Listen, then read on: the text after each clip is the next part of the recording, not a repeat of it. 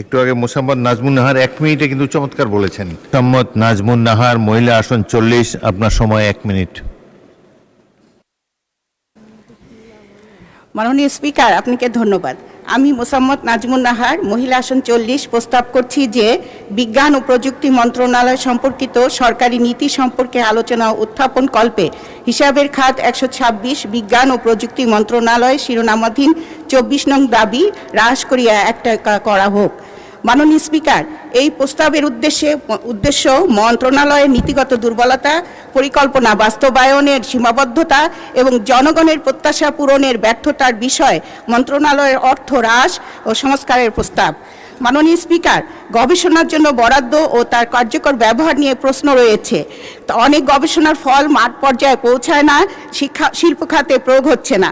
তরুণ বিজ্ঞানীদের ক্ষেত্রেও আমরা দেখেছি যে তারা যে গবেষণা করে সেই গবেষণার আধুনিক পর্যায়ে এখনও সহযোগিতা তারা পায় না, এখনও সীমাবদ্ধতা রয়েছে।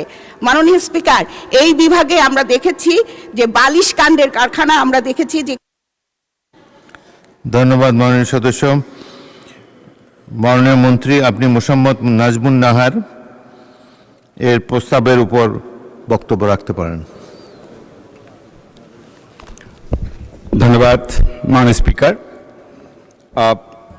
আমরা যে মঞ্জুরটা চেয়েছি সেখানে আমাদের রূপপুর পারমাণবিক বিদ্যুৎ কেন্দ্র, আপনারা জানেন যে এটা আমরা গত এপ্রিল মাসে লোড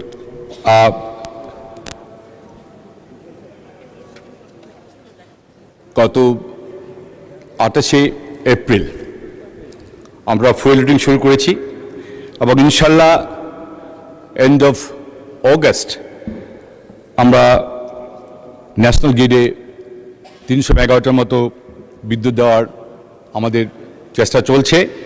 সুতরাং আমাদের এই কাজগুলি করার জন্যে আমাদের টাকা দরকার। তাছাড়া আমাদের বাংলাদেশ ওশেনোগ্রাফিক রিসার্চ ইনস্টিটিউট আছে একটা, সেটাকে আমাদের প্রতিষ্ঠা করতে হবে এবং আমরা একটা রিসার্চ ভেসেল তৈরি করছি। প্রায় 10 দিন আগে আমি খুলনা শিপইয়ার্ডে গিয়েছিলাম, ওখানে একটা রিসার্চ ভেসেলের কিল ওশান সায়েন্টিফিক ওশান শিপের জন্য একটা কিলের শুরু করে দিয়েছি আমি। ওখানেও কিছু টাকা লাগবে। তাছাড়া আমরা বরিশাল রংপুরে নব থিয়েটার স্থাপন করার আমার চিন্তাভাবনা আছে, যার জন্য আমাদের এইসব কার্যক্রমে আমার টাকা দরকার। তাই আমি অনুরোধ করব আপনারা কোনো ছাঁটাই না করে আমার এই টাকার প্রস্তাবটা গ্রহণ করার জন্য অনুরোধ করছি। ধন্যবাদ আপনাকে। ধন্যবাদ মাননীয় মন্ত্রী। সংসদের সামনে প্রশ্ন হচ্ছে, মাননীয় সদস্য মোসাম্মদ নাজমুন নাহারের ছাঁটাই প্রস্তাবটি গ্রহণ করা হোক। যারা এই প্রস্তাবের পক্ষে আছেন তারা হ্যাঁ বলুন, যারা এই প্রস্তাবের বিপক্ষে আছেন তারা না বলুন। আমার মনে হয় না জয়যুক্ত হয়েছে, না জয়যুক্ত হয়েছে, না জয়যুক্ত হয়েছে। অতএব ছাঁটাই প্রস্তাবটি নাকচ হলো। সংসদের সামনে প্রশ্ন হলো, মাননীয়